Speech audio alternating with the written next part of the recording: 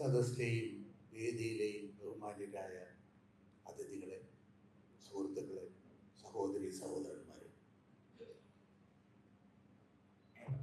കഴിഞ്ഞ കുറച്ച് ദിവസങ്ങൾക്ക് മുമ്പ് ശ്രീ പുരുഷനും കൂട്ടരും എന്നെ ഈ കേസിൽ എന്ത് സംഭവിച്ചു എന്നറിയുന്നതിന് ഒരു സ്വകാര്യ സംഭാഷണത്തിന് വേണ്ടി വന്നതാണ്. എന്നോട് ചോദിച്ച ചോദ്യം ഈ കേസിൽ പ്രോസിക്യൂഷനും ഇൻവെസ്റ്റിഗേഷനും എന്ത് പറ്റി എന്നുള്ളതാണ്. അപ്പോൾ കഴിഞ്ഞ 79 ദിവസങ്ങളായി രാവുകൾ പകലുകളാക്കി 1709 പേജുകൾ അടങ്ങുന്ന ഒരു വിധിന്യായത്തിൻ്റെ അപ്പീൽ തയ്യാറാക്കുന്ന തിരക്കിലായിരുന്നു ഞാൻ. ഇന്നലെയാണ് അത് ഫയൽ ചെയ്തത്. ഞാൻ അവർക്ക് കൊടുത്ത ഒരു മറുപടിയുണ്ട്. ഹൃദയത്തിൻ്റെ ഉള്ളിൽ തട്ടി ഞാൻ പറഞ്ഞു, അന്വേഷണത്തിലോ വിചാരണയിലോ പ്രോസിക്യൂഷനോ യാതൊരുവിധ തെറ്റുകളും സംഭവിച്ചിട്ടില്ല എന്ന് ഞാൻ നിസ്സംശയം പറയാം. കാരണം നിങ്ങൾ വിധിന്യായം വായിച്ചു നോക്കിയാൽ മതി, അതിൽ വ്യക്തമാണ്. 1 മുതൽ 6 വരെ പ്രതികളെയും 8ാം പ്രതിയെയും കൂട്ടിച്ചേർത്ത് ഗൂഢാലോചനയ്ക്ക് ഒരു ചാർജ് ഫ്രെയിം ചെയ്ത കോടതി 1 മുതൽ 6 വരെ പ്രതികൾ പ്രോസിക്യൂഷൻ പറയുന്ന എല്ലാ കുറ്റകൃത്യങ്ങളും ചെയ്തിട്ടുണ്ട് എന്ന് പ്രതി പ്രസ്താവിക്കുമ്പോൾ 8ാം പ്രതിക്ക് എന്ത് സംഭവിച്ചു എന്നുള്ളതൊരു ചോദ്യചിഹ്നമായി നിങ്ങളുടെ മുമ്പിൽ നിൽക്കും. അത് നിങ്ങൾ വിധി വായിച്ചാൽ മതി. അപ്പീൽ തയ്യാറാക്കി കൊടുത്തത് കൊണ്ട് ഞാൻ അതിനെക്കുറിച്ച് കൂടുതലായിട്ട് വിശദീകരിക്കാൻ കഴിയില്ല, ഞാൻ പറയുന്നില്ല. ഒരു കാര്യം നിങ്ങൾ മനസ്സിലാക്കുക, 18/7/2022 ഞാൻ അതിജീവിതയ്ക്ക് വേണ്ടി ആദ്യമായി ഹാജരാകുന്ന ഒരു കേസുണ്ട്. അതായത് ഈ കോടതിയിലിരുന്ന മെമ്മറി കാർഡ് ആരോ അനധികൃതമായി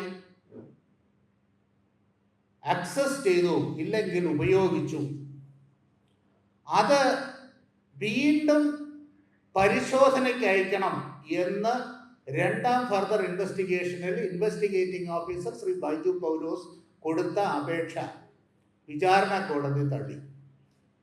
അന്വേഷണത്തിൻ്റെ ആവശ്യമില്ല എന്ന് പറഞ്ഞു. അതിന് സർക്കാർ അപ്പീൽ ബോധിപ്പിച്ചു. ആ കേസിൽ അതിജീവിതയ്ക്ക് വേണ്ടി എന്നെ എൻഗേജ് ചെയ്യാൻ വേണ്ടി ശ്രീ TV മിനി പല പ്രാവശ്യം എൻ്റെ ഓഫീസിൽ വന്നപ്പോൾ ഞാൻ പറഞ്ഞു, ഞാൻ ഇതിനെക്കുറിച്ച് ഭയങ്കരമായിട്ട് അഭിപ്രായം പറഞ്ഞിട്ടുള്ളൊരു മനുഷ്യനാണ്, അതുകൊണ്ട് എന്നെ ഒഴിവാക്കുക മിനി പറഞ്ഞു, സാർ ഈ കാര്യത്തിൻ്റെ പ്രാധാന്യം പലപ്പോഴും അങ്ങ് എന്നെ പറഞ്ഞ് മനസ്സിലാക്കിയിട്ടുണ്ട്, പക്ഷേ കോടതിയെ അങ്ങ് മനസ്സിലാക്കിയില്ലെങ്കിൽ ഇത് പാളും. മനസ്സോടെയാണ് ഞാൻ ആ കേസ് ശ്രീ ബെച്ചു കുര്യൻ്റെ മുമ്പിൽ, ജസ്റ്റിസ് ബെച്ചു കുര്യൻ്റെ മുമ്പിൽ അപ്പിയർ ചെയ്യുമ്പോൾ അദ്ദേഹം ആദ്യം എന്നോട് പറഞ്ഞത്, Mister Jayakumar, I have already taken a decision not to send it. അതിൻ്റെ ഒന്നും ആവശ്യമില്ല. ഞാൻ അദ്ദേഹത്തോട് പറഞ്ഞു, എനിക്കൊരു 20 മിനിറ്റ് സമയം തരണം. ഇതിൻ്റെ പ്രാധാന്യം എന്താണ്, ഇതിലെന്ത് പറ്റും എന്ന് ഞാൻ അങ്ങേ ബോധ്യപ്പെടുത്താം. 20 മിനിറ്റ് കൊണ്ട് ഇലക്ട്രോണിക് എവിഡൻസ് മിസ്യൂസ് ചെയ്താൽ അതിലുണ്ടാകുന്ന ഭവിഷ്യത്തുകളെ കുറിച്ച്, പ്രത്യേകിച്ച് ഒരു സ്ത്രീ സെക്ഷലി അസോൾട്ട് ചെയ്യുന്ന വിഷ്വൽസ് ആക്സസ് ചെയ്താൽ എന്തൊക്കെ സംഭവിക്കും എന്ന് സുപ്രീം കോടതി വിധികളുടെ അടിസ്ഥാനത്തിൽ, ഈ കേസിൽ തന്നെ ഉണ്ടായിട്ടുള്ള വിധിയുടെ അടിസ്ഥാനത്തിൽ ഞാൻ പറഞ്ഞ് അദ്ദേഹത്തെ ബോധ്യപ്പെടുത്തി. അദ്ദേഹം പറഞ്ഞു, അത് എതിർക്കുന്നത് ആരാണെന്നറിയാമോ? ഇതുമായിട്ട് യാതൊരു ബന്ധവും ഇല്ലാത്ത ശ്രീ ഗോപാലകൃഷ്ണനാണ്, അതായത് സാക്ഷാൽ ദിലീപ്. അദ്ദേഹം ഇത് അക്സസ് ചെയ്തു എന്ന് ഞങ്ങൾക്കോ പ്രോസിക്യൂഷനോ നാട്ടുകാർക്കോ ഒരു കേസില്ല. ഇത് അക്സസ് ചെയ്തത് കോടതിക്കകത്തിരുന്നപ്പോഴാണ്. അവിടെ ഗോപാലകൃഷ്ണൻ എന്ത് കാര്യം എന്ന് നിങ്ങൾ ചിന്തിച്ചാൽ മതി. ആ ഗോപാലകൃഷ്ണന്റെ വാദമുഖങ്ങളെ മുഴുവൻ തള്ളിക്കൊണ്ട് ജസ്റ്റിസ് ശ്രീ ബെച്ചു കുര്യന്റെ ഡിസിഷനിൽ പറഞ്ഞു, ഇത് അയക്കണം, ഇത് വീണ്ടും പരിശോധിക്കണം. അങ്ങനെ പരിശോധിച്ചു കഴിഞ്ഞപ്പോൾ വീണ്ടും നമുക്ക് ഞെട്ടലുണ്ടാക്കുന്ന റിപ്പോർട്ട് വന്നു. ആ റിപ്പോർട്ട് ഈ വിചാരണ കോടതി ജഡ്ജിയുടെ കൈവശം ഇരിക്കുമ്പോൾ ആ കോടതിയിൽ ഇരിക്കുമ്പോഴും ഇത് വീണ്ടും അക്സസ് ചെയ്യപ്പെട്ടിട്ടുണ്ട്. അരമണിക്കൂറോളം. 2 മിനിറ്റ് മതി ഈ ദൃശ്യങ്ങൾ മുഴുവൻ കോപ്പി ചെയ്ത് ട്രാൻസ്മിറ്റ് ചെയ്യാൻ. 1 മണിക്കൂർ, ഒരു മിനിറ്റിന് 2 മിനിറ്റിന് താഴെ മതി എന്ന് ശാസ്ത്രീയ തെളിവ് ഞാൻ കോടതിയിൽ ഹാജരാക്കി. എക്സ്പെർട്ടിനെ വരുത്തി വിസ്തരിച്ച് പറഞ്ഞു, ഇത് 2 മിനിറ്റ് കൊണ്ട് ഈ ഇതിലെ കംപ്ലീറ്റ് കണ്ടൻസ് ട്രാൻസ്മിറ്റ് ചെയ്യാം. ഇത് റിമോട്ട്ലി ആക്സസ് ചെയ്ത് കോപ്പി ചെയ്യാം, ട്രാൻസ്മിറ്റ് ചെയ്യാം. പക്ഷേ അതൊന്നും തന്നെ വിചാരണ കോടതിക്ക് സ്വീകാര്യമായില്ല. 8ാം പ്രതിയെ വിട്ടുപോയി. 7, 9, 15 പ്രതികൾക്ക് ഇതിൻ്റെ അകത്ത് ബലാത്സംഗവുമായിട്ട് ബന്ധമില്ല, ഗൂഢാലോചനയുമായിട്ട് ബന്ധമില്ല. അവർക്കുള്ളത്, 7ാം പ്രതിക്കുള്ളത് 1, 3, 4 പ്രതികൾ അയാളുടെ കോയമ്പത്തൂരുള്ള വീട്ടിൽ ചെന്നപ്പോൾ കുറ്റവാളികളാണെന്ന് അറിഞ്ഞുകൊണ്ട് ഹാർബർ ചെയ്തു. 212 എന്ന് പറയുന്ന ഇന്ത്യൻ ശിക്ഷാ നിയമത്തിന്റെ വകുപ്പാണ്. 9ാം പ്രതിക്കുള്ളത് 8ാം പ്രതിയെ ഇന്റിമിഡേറ്റ് ചെയ്ത് പൈസ വാങ്ങിക്കുന്നതിന് ഫോൺ ചാർജ് ചെയ്ത് കൊടുത്തു എന്നുള്ള വകുപ്പാണ്. 15ാം പ്രതിക്ക് ഈ വിഷ്വൽസ് അവിടെ കൊണ്ടുവന്ന് പ്രദർശിപ്പിച്ച ഗോപാലകൃഷ്ണന്റെ വീട്ടിൽ 15/11/2017 കാണിച്ചതിന് ശേഷം അത് പോലീസിന് കൈമാറാതെ തെളിവ് നശിപ്പിച്ചു എന്നുള്ളതാണ്. അപ്പോൾ ഇതിൽ പ്രധാനപ്പെട്ട ഒരു പ്രതിയെ വിട്ടുപോയി എന്നുള്ളത് വാസ്തവമാണ്. ഇനി അതിൻ്റെ കാര്യങ്ങൾ തീരുമാനിക്കാനുള്ളത് നമ്മുടെ നീതിപീഠമാണ്. അവിടേക്ക് അപ്പീല് സമയത്തിനുള്ളിൽ തന്നെ അതിനുവേണ്ടി സമർപ്പിച്ചിട്ടുണ്ട്. അത് ഒരു പ്രോസിക്യൂട്ടർ എന്നുള്ള നിലയിൽ അതിൻ്റേതായ എല്ലാ ഉത്തരവാദിത്വത്തോടും കൂടി തന്നെ എൻ്റെ മനസാക്ഷിക്ക് ചേരുന്ന എല്ലാ പൂർണ്ണതയോടും കൂടി അത് സമർപ്പിച്ചിട്ടുണ്ട് എന്നാണ് എൻ്റെ വിശ്വാസം. നമ്മളിവിടെ വളരെ പ്രാധാന്യമുള്ള ഒരു വിഷയമാണ് ചർച്ചയ്ക്ക് എടുത്തിട്ടുള്ളത്. അതായത് ഇന്ത്യൻ ജുഡീഷ്യറി അതിജീവിതകൾക്കൊപ്പമോ 4 പതിറ്റാണ്ടുകൾക്ക് അപ്പുറം പ്രോസിക്യൂട്ടറായും ഡിഫൻസ് ലോയറായും ഉള്ള എൻ്റെ അനുഭവം വെച്ച് ഞാൻ സത്യസന്ധമായി പറയാം, ആരാണ് ജഡ്ജി എന്ന് നിങ്ങൾ എന്നോട് പറയുക. ഞാനപ്പോൾ പറയാം അവർ അതിജീവിതയ്ക്കൊപ്പമാണോ അല്ലയോ എന്ന്. കാരണം വേറൊന്നുമല്ല, ഇന്ത്യൻ നിയമത്തിൽ റേപ്പ് എന്ന് പറയുന്ന ഒരു കുറ്റകൃത്യം ഒരു സെക്സ് മറ്റൊരു സെക്സിനെതിരെ ചെയ്യുന്നതാണ്. അതായത് മെയിൽ ഫീമെയിലിനെതിരെ ചെയ്യുന്നത് ആണ് റേപ്പ്. അത് ആധികാരികമായി പഠിച്ച് നിർവചിക്കുന്നതിൽ ഇന്ത്യയിലെ ഭരണാധികാരികൾ പരിപൂർണമായി പരാജയപ്പെട്ടു. 2013 ജസ്റ്റിസ് ആനന്ദ് കമ്മീഷൻ വന്നു. നിങ്ങൾക്കറിയാം, ഡൽഹിയിലെ ജനങ്ങളെ മുഴുവൻ തെരുവിലിറക്കിയ നിർഭയ കേസ്, അതിൻ്റെ പരിണിത ഫലമായിട്ടാണ് നമ്മൾ ഇതിനെക്കുറിച്ച് വീണ്ടും ആഴത്തിൽ ചിന്തിക്കുവാൻ തുടങ്ങിയത്. സ്ത്രീക്ക് പൊതു ഇടത്തിലുള്ള സ്വാതന്ത്ര്യത്തിൻ്റെ എത്ര സ്വാതന്ത്ര്യം അനുവദിച്ചു കൊടുക്കണം, അവർ പുരുഷന് തുല്യം സ്വാതന്ത്ര്യം അനുഭവിക്കാമോ എന്നുള്ള ഒരു വലിയ ചോദ്യം ആണ് നിർഭയ കേസിലുണ്ടായത്. അന്ന് നമ്മുടെ റേപ്പിന്റെ നിർവചനം വീണ്ടും പുനർവിചിന്തനത്തിന് വിധേയമായി.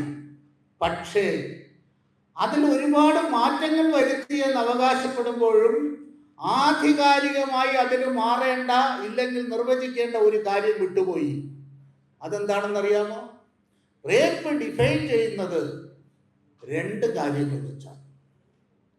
റേപ്പ് എന്ന് പറഞ്ഞാൽ ഒരു പുരുഷൻ ഒരു സ്ത്രീയോട് സെക്ഷൽ ഇന്റർകോഴ്സ് ചെയ്യാൻ ആവശ്യപ്പെടുമ്പോൾ അത് അവളുടെ കൺസെന്റിന് വിരുദ്ധമായിട്ടാണെങ്കിൽ റേപ്പായി. ഇതാണ് സാമാന്യ നിർവചനം.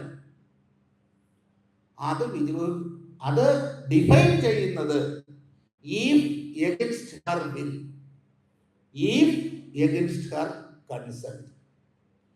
നമ്മൾക്ക് പലർക്കും പല വിധിന്യായങ്ങളും പറഞ്ഞാൽ വായിച്ചു നോക്കുമ്പോൾ നമുക്ക് തോന്നും, ഇതിൽ ആദ്യത്തെ ആ ഘടകമുണ്ടല്ലോ, അത് ഒരു ജഡ്ജിയും ഒരു വിധിയിലും ആഴത്തിൽ ചിന്തിക്കുന്നില്ല. എന്താണ് കൺസെന്റ്, എന്താണ് വില്ല്, ഇത് തമ്മിലുള്ള വ്യത്യാസം എന്ത് എന്ന് ആഴത്തിൽ പഠിച്ച ഒരു വിധിന്യായം പോലും ഞാൻ വായിച്ചിട്ടില്ല. കാരണം എല്ലാവരും കൺസെന്റ് എന്ന് പറഞ്ഞ അതിൻ്റെ പുറകിലേക്ക് പോകും. കൺസെന്റ് എന്ന് പറയുന്നത് ഒരു വ്യക്തിയുടെ മാത്രം അവകാശമാണ്. ഞാൻ കൺസെന്റ് കൊടുത്തിട്ടുണ്ടോ എന്ന് പറയുവാനുള്ള അധികാരം ആ കൺസെന്റ് കൊടുത്തു എന്ന് പറയുന്ന സ്ത്രീക്ക് മാത്രം നിശ്ചയിക്കേണ്ട കാര്യമാണ് നിയമപ്രകാരം. പക്ഷേ ഇവിടെ കൺസെന്റിന്റെ നിർവചനത്തിൽ വന്നിരിക്കുന്ന പാളിച്ചകളുണ്ട്. ആ പാളിച്ചകൾ എന്ന് പറയുന്നത്, നിങ്ങൾ ആ എക്സ്പ്ലനേഷൻ ആ നിയമത്തിൽ പഴയ സെക്ഷൻ ആണെങ്കിൽ 375 അതേ സെക്ഷൻ തന്നെ ന്യായസംഹിതയിലും കൊണ്ടുവന്നിട്ടുള്ള നിർവചനത്തിൽ വലിയ മാറ്റമൊന്നുമില്ല. അപ്പോൾ പറയുന്നത് ആ കൺസെന്റ് എന്ന് പറയുന്നത് പരിപൂർണ കൺസെന്റ് ആയിരിക്കണം. അത് വേറെ ഇൻഡ്യൂസ്മെന്റോ ത്രെട്ടോ ഇതൊന്നും ഉണ്ടാകാൻ ഭീഷണിയോ മറ്റു പ്രലോഭനങ്ങളോ ഒന്നും ഉണ്ടാകാത്തതാണെന്ന് ആദ്യ ഖണ്ഡികയിൽ പറഞ്ഞ് അതിന് താഴെ അത് എങ്ങനെ ദുർവ്യാഖ്യാനം ചെയ്യാമെന്ന് പറയുന്ന സാധാരണ ഭാഷയിൽ പറഞ്ഞ കാര്യമില്ലാത്തതുണ്ട്. കാരണം ഒരു സ്ത്രീ തൻ്റെ ആംഗ്യം കൊണ്ടോ വചനം കൊണ്ടോ ഇല്ലെങ്കിൽ മറ്റു രീതിയിലുള്ള ചേഷ്ടകൾ കൊണ്ടോ കൺസെന്റ് കൊടുത്താൽ മതി എന്നുള്ളതാണ്. ഇതാരാ തീരുമാനിക്കുന്നത്? ഇത് അന്തിമമായ ഒരു ന്യായാധിപനോ ന്യായാധിപയോ ആണ് തീരുമാനിക്കുന്നത്. ആ ന്യായാധിപനും ന്യായാധിപയും ആരാണ് എന്ന് നിങ്ങൾക്ക് അറിയുമോ? ഇല്ല. സാധാരണ കേസുകളെല്ലാം തീരുമാനിക്കാൻ ഈ നമ്മുടെ വ്യവസ്ഥ അപ്പോയിന്റ് ചെയ്യുന്ന ഒരു സാധാരണ ന്യായാധിപനോ ന്യായാധിപയോ ആണത് തീരുമാനിക്കുന്നത്. ഇവിടെ നിങ്ങൾക്ക് അറിയാതെ പോകുന്ന ഒരു കാര്യമുണ്ട്.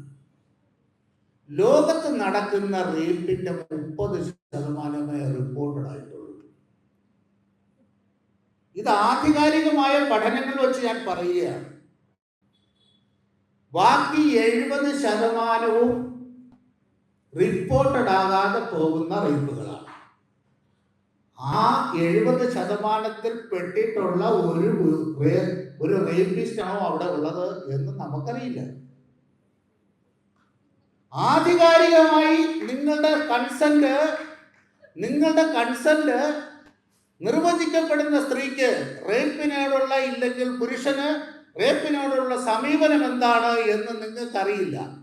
ഇത് ആഴത്തിൽ ഈ കേസിൽ ക്ലെൻസ്ഡ് ആവും. ക്ലെൻസ് എന്ന് പറഞ്ഞാൽ ഇഴുകിച്ചേരും. പിന്നെ വരുന്ന ഓരോ തെളിവുകളും വ്യാഖ്യാനിക്കപ്പെടുന്നത്, വിശകലനം ചെയ്യപ്പെടുന്നത് അതിൻ്റെ അടിസ്ഥാനത്തിലാണ്. അവിടെയാണ് ഇന്ത്യൻ ജുഡീഷ്യറി മാറി ചിന്തിക്കേണ്ടത്. ഇന്ത്യൻ ജുഡീഷ്യറി ഇന്ന് വരെ ഒരുപാട് കേസുകളിൽ ഈ റേപ്പ് വിക്ടിംസിനെ കുറിച്ച് വളരെയേറെ പരിചവനങ്ങൾ പറഞ്ഞിട്ടുണ്ട്. വിക്ടിം നിരപരാധിയാണ്, അവർ ഒരു കുറ്റവും ചെയ്യുന്നില്ല, അവർ സാമൂഹികമായി ബഹിഷ്കരിക്കപ്പെടുകയാണ്, അവർ അനുഭവിക്കുന്നത് ശരീരത്തിൽ മാത്രമേറ്റ ക്ഷതമല്ല, ഒരിക്കലും ഉണങ്ങാത്ത മനസ്സിൻ്റെ ക്ഷതവും കൂടെയാണ്. ഇത് സൊസൈറ്റി വളരെ ഗാഢമായി ചിന്തിക്കേണ്ടതാണ്. ഞാൻ നിപുൺ സക്സേന എന്ന് പറയുന്ന പ്രസിദ്ധമായ വിധിയുടെ ജഡ്ജിന്റെ വാക്കുകളാണ് കോട്ട് ചെയ്തത്. അപർണ ഭട്ടന്റെ കേസിൽ പറഞ്ഞു, ഈ സമൂഹം മുഴുവൻ റേപ്പ് വിക്ടിമിനെ ഒരു കുറ്റവാളിയെ പോലെ കാണുന്നു. ആ ചിന്താഗതി മാറണം. ആ ചിന്താഗതിക്ക് മാറ്റമുണ്ടായാൽ മാത്രമേ ഇവിടെ റേപ്പ് എന്ന് പറയുന്ന ഒരു കുറ്റകൃത്യത്തെ നമ്മുടെ സമൂഹത്തിൽ നിന്നും നമുക്ക് തുടച്ചു നീക്കുവാൻ കഴിയൂ. സത്യം പറയട്ടെ, ഇതെല്ലാം പറയുന്ന ജഡ്ജിമാരുടെ സത്യാവസ്ഥ, അതായത് അവരുടെ ആത്മാർത്ഥത ഞാൻ അങ്ങേയറ്റം ബഹുമാനിക്കുന്നു. പക്ഷേ എത്ര അപർണ ഭട്ടിൽ പറഞ്ഞതുപോലെ എത്ര സ്പെഷ്യലൈസ്ഡ് കോർട്ടുകൾ ഇവിടെ ഉണ്ടാക്കി ഇന്ത്യയിൽ, എത്ര സ്പെഷ്യലൈസ്ഡ് കോർട്ട് റൂമുകൾ ഉണ്ടാക്കി അതിജീവിതയ്ക്ക് യാതൊരു വിഷമവും വരാതെ അവർക്ക് സംഭവിച്ചു പോയ കാര്യങ്ങൾ വിവരിക്കുവാൻ അവരെ കോടതി മുറികളിൽ വെച്ച് വീണ്ടും വീണ്ടും വെർബൽ റേപ്പിന് വിധേയമാക്കാതെ അവർക്ക് സ്വതന്ത്രമായി സത്യസന്ധമായി മൊഴി പറയുവാൻ, അവരുടെ പരിദേവനം പറയുവാൻ ഉള്ള രീതിയിലുള്ള എത്ര കോർട്ട് റൂമുകൾ അപർണ ഭട്ടി പറഞ്ഞ സുപ്രീം കോടതിയുടെ നിർദ്ദേശം വന്നിട്ട് കാലങ്ങളായി എത്ര കോർട്ട് റൂമുകൾ ഉണ്ടായി. ഇന്നും കാശുള്ളവന് 2 ഡസനിലധികം അഭിഭാഷകരെ വച്ച് മെയിൻ അഭിഭാഷകൻ ചോദിക്കുന്ന ഓരോ ചോദ്യങ്ങൾക്കും ചിയർ ഗേൾസ് അല്ലെങ്കിൽ ചിയർ ബോയ്സിനെ പോലെ അവിടെ ഇരുന്ന് ചിരിപ്പിച്ച് അതിജീവിതയെ കൂട്ടിൽ വീണ്ടും വെർബലി ബലാത്സംഗം ചെയ്യുന്ന ഒരു പ്രക്രിയ, പ്രാകൃതമായ പ്രക്രിയയല്ലേ നമ്മുടെ കോടതിയിൽ നടക്കുന്നത്? അതിനെന്തുകൊണ്ട് മാറ്റം വരുന്നില്ല? അതെന്തേ ഇത്രയും കാലത്തേക്ക് പറയാത്തത്? പിന്നെ ഇപ്പോൾ ഒരു കാര്യമുണ്ട്, ആരും അതിജീവിതക്കെതിരെ പരസ്യമായി പറയില്ല. വല്ല ഫേസ്ബുക്ക് പോസ്റ്റൊക്കെ ഇടുകയോ സോഷ്യൽ മീഡിയയിൽ അഡ്വാൻസ് കമന്റ് അടിക്കുകയൊക്കെ ചെയ്യുള്ളൂ. കാര്യം സമൂഹം അതിനൊന്ന് റിയാക്ട് ചെയ്ത് തുടങ്ങി. അതുകൊണ്ട് പരസ്യമായിട്ട് പറയാൻ പറ്റൂല. രാവിലെ പ്രതിക്ക് നീതി കിട്ടിയെന്ന് പറഞ്ഞവൻ വൈകുന്നേരം മാറ്റി പറയും. അതാണ് ഇപ്പോഴത്തെ അവസ്ഥ. ഇവിടെ നമുക്ക് ആദ്യമായി ഈ നിയമത്തിലെ പാളിച്ചകൾ മാറ്റുവാനുള്ള അടിസ്ഥാനപരമായ പഠനങ്ങൾ, അതിൻ്റെ സ്റ്റാറ്റ്യൂട്ടറി ബാലൻസിങ് നടത്താതെ ഒരു ജഡ്ജിയെയോ ഒരു ജുഡീഷ്യറിയെയോ കുറ്റം പറഞ്ഞ് നമുക്ക് മുന്നോട്ട് പോകാൻ കഴിയില്ല. കാരണം ജുഡീഷ്യറി ഒരു മൂശ, അവർക്ക് വാർത്തെടുക്കേണ്ട ജഡ്ജിമെന്റുകളുടെ ഒരു സംഘടിതമായ ഒരു അച്ച് ഉണ്ടാക്കി വെച്ചിട്ടുണ്ട്. അതിൻ്റെ അകത്തേക്ക് ചെന്നില്ലെങ്കിൽ അതെല്ലാം പുറത്തു പോകും. ഇതാണ് അവസ്ഥ. അതുകൊണ്ട് ഇത് എന്താണ് ഇതിൻ്റെ അകത്ത് നിർവചനം, എപ്പോഴാണ് നിർവചനം? ശ്രീ മോഹൻ ഗോപാൽ സാർ പറഞ്ഞതുപോലെ ഇപ്പോഴത്തെ പുതിയ സംവിധാനം വന്നപ്പോൾ ഈ മാറി താമസിക്കുന്ന ഭർത്താവ് പോയി റേപ്പ് ചെയ്താൽ അവന് 2 വർഷമേ ഉള്ളൂ. എന്ത് വിരോധാഭാസം നോക്കും. സ്ത്രീകളെ മുഴുവൻ രക്ഷപ്പെടുത്താൻ വേണ്ടി പുതിയതായ നിർവചനം വന്നതാണ് 2013. മാറി താമസിക്കുന്നു, ഈ കാവാലികനുമായിട്ട് എനിക്ക് കഴിയാൻ കഴിയില്ല എന്ന് നിയമിച്ച് പോയി കോടതിയിൽ നിന്ന് ഓർഡർ വാങ്ങിച്ച് മാറി താമസിക്കുന്ന ഭാര്യയെ പോയി ബലാത്സംഗം ചെയ്താൽ അവന്റെ നാട്ടുകാർ ചാർത്തി കൊടുത്ത കല്യാണപ്പട്ടം വെച്ച് മാത്രം അവന് ആജീവനാന്തം ജയിലിൽ പോണ്ട, അവന് 2 വർഷം പോയാൽ. എന്ത് വിരോധാഭാസമാണ് നമ്മുടെ നാട്ടിലുള്ളത്? അതുകൊണ്ട് നമ്മൾക്ക് ആദ്യമായി ഇതിൻ്റെ അടിസ്ഥാനപരമായി ചെയ്യേണ്ട ഒരു കാര്യം, ഇതൊരു സാമൂഹ്യ പ്രശ്നമായി ഉയർന്നു വന്ന് നിയമസഭയിലും പാർലമെന്റിലും ഇതിൻ്റെ ചർച്ചകളുണ്ടായി. ഇതിൻ്റെ നിർവചനങ്ങൾ മാറ്റണമോ വേണ്ടയോ? കൺസെന്റ് എന്ന് പറയുന്നത് വേറൊരുത്തരും നിർവചിക്കാതെ എൻ്റെ കൺസെന്റ് ഇല്ലായിരുന്നു എന്നൊരു സ്ത്രീ പറഞ്ഞാൽ ആ കൺസെന്റ് ഇല്ല എന്ന് തീരുമാനിക്കുന്ന ഒരു നിയമ സംവിധാനം വരണം. അല്ലെങ്കിൽ റേപ്പിന് ആരെയും ശിക്ഷിക്കപ്പെടില്ല. കാര്യം വളരെ എളുപ്പമാണ് ബാക്കി കാര്യങ്ങൾ പറയാൻ. ഇനി അടുത്ത സംവിധാനമോ? ഇത് ആരാണ് ഇംപ്ലിമെന്റ് ചെയ്യേണ്ടത്? സാധാ പോലീസ്. ആയിരക്കണക്കിന് ഡ്യൂട്ടിയുടെ ഇടയിലാണ് ഒരു അതിജീവിത, എനിക്ക് ഇത്രയും പ്രശ്നങ്ങളുണ്ടായി, എന്നെ ഒരാൾ റേപ്പ് ചെയ്യപ്പെട്ടു എന്ന് റിപ്പോർട്ട് ചെയ്യാൻ പോകുന്നത്. ആദ്യം പറയുന്ന കമന്റ് അതാ അടുത്ത കേസിൽ വന്നിട്ടുണ്ടെന്നാണ്. അത്ര മ്ലേച്ഛമായ രീതിയിലാണ് സംസാരം. ഞാൻ എൻ്റെ അനുഭവത്തിൽ നിന്ന് പറയുക, ഇത് പ്രതി ആരാണെന്നാണ് ആദ്യത്തെ അന്വേഷണം. കാരണം അവിടെയാണ് അതിൻ്റെ മൂല്യം. പ്രതി വേണ്ടപ്പെട്ടവനാണെങ്കിൽ അതിൻ്റെ അന്വേഷണം തുടങ്ങുന്നത് തന്നെ വേറൊരു രീതിയിലാണ്. ഇല്ലെങ്കിൽ കോംപ്രമൈസാണ്. ഇതാണ് യഥാർത്ഥത്തിലൂടെ നടക്കുന്നത്. ഇത് റേപ്പ് എന്ന് പറയുന്നത് അതീവ ഗുരുതരമായ ഒരു കുറ്റകൃത്യമാണ്. ഇന്ത്യൻ ഭരണഘടനയുടെ 14-ാം ആർട്ടിക്കിളിനെയും 21-ാം ആർട്ടിക്കിളിനെയും നഗ്നമായി ലംഘിക്കുന്ന വേറൊരു കുറ്റകൃത്യം ഇല്ല. ആ കുറ്റകൃത്യം അന്വേഷിക്കുന്നതിന് സാധാരണ പോലീസ് സംവിധാനങ്ങൾ പോരാ. അനുഭവത്തിൽ നിന്ന് പറയുകയാണ്, എക്സ്പെർട്ടൈസ്ഡ് ആയിട്ടുള്ള സ്പെഷ്യൽ ഇൻവെസ്റ്റിഗേഷൻ ടീമിനെ നമ്മളിവിടെ ഉണ്ടാക്കിയെടുക്കണം. അപ്പോൾ അവർക്ക് കേസന്വേഷണത്തോടു കൂടി തന്നെ അവരിലേക്ക് എല്ലാ തെളിവുകളും ശേഖരിക്കുവാനുള്ള എക്സ്പെർട്ടൈസ് ഉണ്ടാകണം. മാത്രവുമല്ല, അവർ നിർഭയരായി മുഖം നോക്കാതെ കുറ്റവാളിയെ വിലങ്ങു വയ്ക്കുവാൻ തന്റെ ഇടമുള്ള പോലീസ് ഓഫീസറായിരിക്കും. സാധാരണ ഒരു പോലീസ് ഉദ്യോഗസ്ഥൻ വിചാരിച്ചാൽ ദിലീപ് പ്രതിയാവുമായിരുന്നില്ല എന്ന് എനിക്ക് ഉത്തമ ബോധ്യമുണ്ട്. എനിക്ക് ആ ഇൻവെസ്റ്റിഗേറ്റിംഗ് ഓഫീസറിനോട് തീരാത്ത കടപ്പാടുള്ളത് അയാള് അളയിൽ ഒളിച്ച പുലിയെ പിടിച്ചു കൊണ്ടുവന്ന ഒരു പുലിമുരുകനായതുകൊണ്ടാണ്. അയാൾ എടുത്തിട്ടുള്ള ജീവിതത്തിന്റെ ത്യാഗം നേരിട്ട് നിന്ന് അനുഭവിച്ചിട്ടുള്ളവനാണ്. കാരണം ഞാൻ ഈ കേസിൽ പ്രോസിക്യൂട്ടറായി വരുമ്പോൾ എനിക്ക് കിട്ടിയത് ചിതറി ഓടുന്ന ഒരു പടയാണ്. കാര്യം അവരെ മാനസികമായി അത്രയ്ക്ക് തകർത്ത് എറിഞ്ഞിരിക്കുന്ന, കശക്കി എറിഞ്ഞിരിക്കുന്ന ഒരു കോടതിയിലേക്കാണ് ഞാൻ ചെല്ലുന്നത്.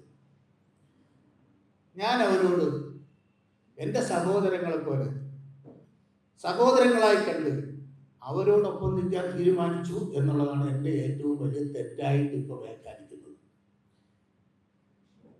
ഞാൻ അവരോടൊപ്പം സത്യത്തോടൊപ്പം പൊരുതി. നിങ്ങൾക്കറിയുമോ, സത്യമേവ ജയതേ എന്ന് എൻ്റെ റിട്ടൺ ആർഗ്യുമെന്റ് നോട്ടിലെ സ്ലോഗനിൽ കവറിംഗ് ലെറ്റർ അടിച്ചപ്പോൾ അതിന് പരസ്യമായി അവഹേളിക്കപ്പെട്ട ഒരു പ്രോസിക്യൂട്ടറാണ് ഞാൻ. സത്യമേവ ജയതേ ഞാൻ മനസ്സിലാക്കുന്നത് ഇന്ത്യൻ ജുഡീഷ്യറിയുടെ ആപ്തവാക്യമാണ്. ആ ആപ്തവാക്യം ഞാൻ സത്യമേവ ജയതേ എന്ന് അവിടെ എഴുതാൻ കാരണം എനിക്ക് 110% വിശ്വാസമുണ്ട്. ഇതിൽ ഒരു കള്ളത്തെളിവില്ല, ഇതിലൊരു കള്ളസാക്ഷിയില്ല, ഇതിലൊരു പൊളിവചനമില്ല. സത്യമായ ഒരു കാര്യങ്ങൾ, ഞങ്ങൾക്ക് തെളിവായി കൊണ്ടുവരാൻ കാര്യങ്ങൾ അക്കമിട്ടു നിരത്തി. നിങ്ങൾക്ക് അറിയുമോ എന്നറിയില്ല, പൾസർ സുനിയുടെ അമ്മ പോലും സത്യസന്ധമായി കോടതിയിൽ മൊഴി പറഞ്ഞു. അവർ ഹോസ്റ്റൽ വിറ്റ്നസ് ഒന്നുമല്ല. ഗോപാലകൃഷ്ണന്റെ പരിവാരങ്ങളെല്ലാം കോടതിയിൽ മാറ്റി. അല്ലെങ്കിൽ ജഡ്ജ്മെന്റ് പറയുന്നുണ്ട്, ഒരു ഓർഡറിൽ പറയുന്നുണ്ട്, ബന്ധുക്കൾ ആരും ബന്ധുക്കളെതിരെ മൊഴി കൊടുക്കില്ല. അച്ഛനെതിരെ അമ്മ മൊഴി കൊടുത്ത കേസ് നടത്തിയിട്ടുള്ള പ്രോസിക്യൂട്ടറാണ്. ഇവരും ഇപ്പോഴും ജയിലുണ്ട്. അച്ഛനെ സഹോദരൻ വധിച്ചതിന് സഹോദരിമാർ 2 പേരും മൊഴി കൊടുത്ത സംഭവം എനിക്കറിയാം. അത് സത്യത്തെ നിങ്ങൾ ബഹുമാനിക്കുന്നുണ്ടോ ഇല്ലയോ എന്നുള്ളതാണ്. അത് തുടങ്ങുന്നത് വീട്ടിൽ നിന്നാണ്, ഗൃഹത്തിൽ നിന്നാണ്. ഞാൻ അദ്ദേഹം സൂചിപ്പിച്ചതുപോലെ 2 പ്രോസിക്യൂട്ടേഴ്സ് ഇട്ടിട്ട് പോയ സ്ഥലത്തു നിന്നാണ് ഞാൻ തുടങ്ങുന്നത്. എന്നെക്കാൾ പ്രഗത്ഭരായിരുന്നു അവർ. എൻ്റെ അഭിപ്രായത്തിൽ അവർക്ക് ആ കോടതിയിൽ നിൽക്കാൻ കഴിഞ്ഞില്ല. പക്ഷേ ഞാൻ അവിടെ വന്ന് എന്നോട് സകല സാധനങ്ങളും വൈകിയിട്ടും ഞാൻ അവിടെ നിന്നു. ഒരു ദിവസം ഞാൻ തുറന്നു പറഞ്ഞു, എന്നെ ഇവിടുന്ന് ഓട്ടിക്കാനാണെങ്കിൽ മാഡം ഈ അഭ്യാസം ഇവിടെ വേണ്ട. കാരണം ഞാൻ പോകില്ല. ഇത് തീർത്തേ ഞാൻ പോകൂ. ഈ പാസ്പോർട്ടുമായിട്ടേ ഞാൻ പോകൂ. കാര്യം വിധിയെക്കുറിച്ചൊക്കെ എനിക്ക് നേരത്തെ അറിയാം. സംഭവിക്കാൻ പോകുന്നതിനെ കുറിച്ച് ഞാൻ ബോധവാനാണ്. കാര്യം ഇത്രയും കാലമൊക്കെ ഈ കോട്ടുകൂട്ട് നടന്നില്ലേ. അതുകൊണ്ട് തന്നെ അവിടെ എന്ത് സംഭവിക്കും എന്നുള്ളത് ഏകദേശം എനിക്ക് അറിയാമായിരുന്നു. പക്ഷേ ഇന്നത്തെ നിയമവ്യവസ്ഥയിൽ അത് പൂർത്തീകരിക്കാതെ നമുക്ക് അടുത്ത സ്ഥലത്തേക്ക് പോകാൻ കഴിയില്ല. മാത്രവുമല്ല, ഞാൻ വന്ന് കയറുന്ന സ്ഥലത്തെക്കുറിച്ച് ഞാൻ ഈ സ്ഥലത്തേക്ക് പോകുമ്പോൾ ബഹുമാന്യരായ 2 മുൻ ഹൈക്കോടതി ജഡ്ജിമാർ എന്നോട് ഓർമ്മിപ്പിച്ചു, നിങ്ങൾ പോകുന്ന സ്ഥലത്തെക്കുറിച്ച് നല്ല ബോധമുണ്ടല്ലോ. ഞാൻ പറഞ്ഞു, എനിക്ക് നല്ല ബോധമുണ്ട്. എൻ്റെ ഭാര്യ ബാഗെടുത്ത് ഞാൻ തിരുവനന്തപുരത്ത് നിന്ന് ഇങ്ങോട്ട് തിരിക്കുമ്പോൾ കാറി വെച്ചിട്ട് പറഞ്ഞു, എടുക്കരുതെന്ന് ഞാൻ പല പ്രാവശ്യം പറഞ്ഞു, എന്നിട്ടും എടുത്തു. ഇനി തീർത്തിട്ടേ വരാവൂ.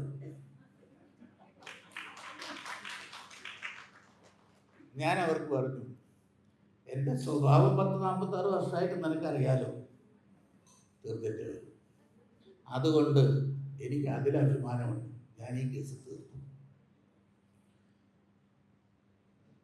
ഇത്തരം കൂട്ടായ്മകൾ സമൂഹത്തിലെ നന്മയ്ക്ക് വേണ്ടിയാണ് ഉണ്ടാകുന്നത്.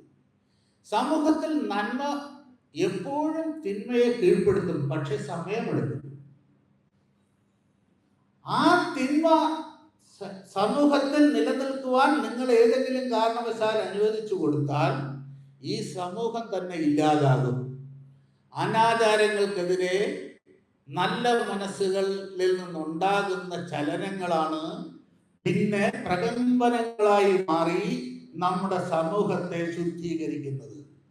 നിങ്ങൾക്കറിയുമോന്നറിയില്ല, സതി നിർത്തലാക്കുന്നതിനെതിരെ ലക്ഷോപലക്ഷം സ്ത്രീകൾ തന്നെ ജാഥ നടത്തിയ ഒരു സമൂഹമാണ് നമ്മുടേത്. അവിടെ ഒന്നും സതിന്നില്ലല്ലോ. പലരോടും ഞാൻ ചോദിച്ചു, എൻ്റെ അച്ഛൻ കയറുന്നിടത്ത് എൻ്റെ അമ്മയ്ക്ക് കയറാൻ കഴിഞ്ഞില്ലെങ്കിൽ ഞാൻ ആ സ്ഥലത്തേക്ക് പോകില്ല. ഞാൻ കയറുന്ന സ്ഥലത്ത് എൻ്റെ ഭാര്യയ്ക്ക് പോകാൻ കഴിയില്ലെങ്കിൽ ഞാൻ ആ സ്ഥലം ഉപേക്ഷിക്കും, എത്ര വലിയ ആരാധനാലയമായാലും. എൻ്റെ സഹോദരിക്ക് പോകാൻ കഴിയാത്ത ആരാധനാലയത്തിലേക്ക് ഞാൻ പോകില്ല. ഇത് നമ്മൾ എടുക്കേണ്ട തീരുമാനമാണ്. ആചാരമൊന്നും ഭരണഘടനയ്ക്ക് മുകളിലല്ല. 25, 26 എന്ന് പറയുന്ന 2 ആർട്ടിക്കിൾസ് മാത്രമാണ് ഭരണഘടനയിലുള്ളത് മതത്തെ സംബന്ധിച്ച്. ഈ 2ലും പറയുന്നില്ല പണ്ടെങ്ങോ മനുസ്മൃതിയുടെ കാലത്തുണ്ടാക്കിയ ആചാരങ്ങൾ നിങ്ങൾ ഇന്നും തലയിൽ പേറി നശിക്കണം എന്നാരും പറയുന്നില്ല. ഭരണഘടന പറയുന്നില്ല. ഞാൻ ഉണ്ടാക്കിയ, ഞാൻ ഉൾപ്പെടെയുള്ളവർ എന്റേതെന്ന് അവകാശപ്പെടുന്ന ഭരണഘടനയിൽ പറയാത്ത ഒരു കാര്യങ്ങളും അനുസരിക്കുവാൻ എനിക്ക് മനസ്സില്ല എന്ന് ഈ സമൂഹം പറയുന്ന ദിവസം ഇവിടുത്തെ ആചാരക്കൊള്ളകൾ നിൽക്കും, ഇവിടുത്തെ വിശ്വാസക്കൊള്ളകൾ നിൽക്കും. ഇവിടെ സ്വർണമല്ല കൊള്ള ചെയ്യപ്പെട്ടത്. ഇവിടെ ഇപ്പം നടന്നുകൊണ്ടിരിക്കുന്നത് ആചാരക്കൊള്ളയും വിശ്വാസക്കൊള്ളയുമാണ്. അതാണ് രാഷ്ട്രീയക്കാരന്റെ കൊള്ള. ആ അർത്ഥമറിയാത്ത കാര്യങ്ങൾ പറഞ്ഞ് സാധാരണക്കാരനെ വഴിതെറ്റിച്ച് അവന്റെ വോട്ട് വശത്താക്കി മോഹൻഗോപാൽ സാറ് പറഞ്ഞതുപോലെ അധികാരം പിടിക്കാനുള്ള അടുത്ത ഓട്ടത്തിൽ വഴിതെറ്റിക്കുകയാണ് ഈ സമൂഹത്തെ. സത്യം എന്താണെന്ന് ഒരിക്കലും പറയില്ല, നിന്റെ അവകാശം എന്താണെന്ന് പറയില്ല. ഈ പറയുന്ന ആളുകൾക്ക് ആർക്കെങ്കിലും ഭരണഘടനയിലെ എന്റെ അവകാശത്തിൽ കൈവയ്ക്കുവാൻ അധികാരമുണ്ടോ?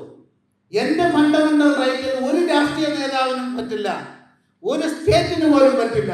അത് എനിക്ക് എൻ്റെ ഭരണഘടന തന്നതാണ്. അതുകൊണ്ട് പ്രിയമുള്ളവരെ, ഞാൻ അവസാനിപ്പിക്കുന്നു. നിങ്ങൾക്ക് എല്ലാവിധമായ നന്ദിയും എല്ലാവിധമായ സഹകരണവും വാഗ്ദാനം ചെയ്തുകൊണ്ട് ഞാൻ നിർത്തുന്നു. ഇതൊരു വലിയ പ്രോസസ്സാണ്, ഇതൊരു ചെറിയ പ്രോസസ്സല്ല. ഇതിൽ നിരന്തരം നമ്മൾ പ്രവർത്തിച്ചാൽ മാത്രമേ നമുക്ക് വിജയത്തിലെത്താൻ കഴിയൂ. അതിനുള്ള സകലവിധ ആശംസകളും നേർന്നുകൊണ്ട് ഞാൻ നിർത്തുന്നു. നന്ദി, നമസ്കാരം.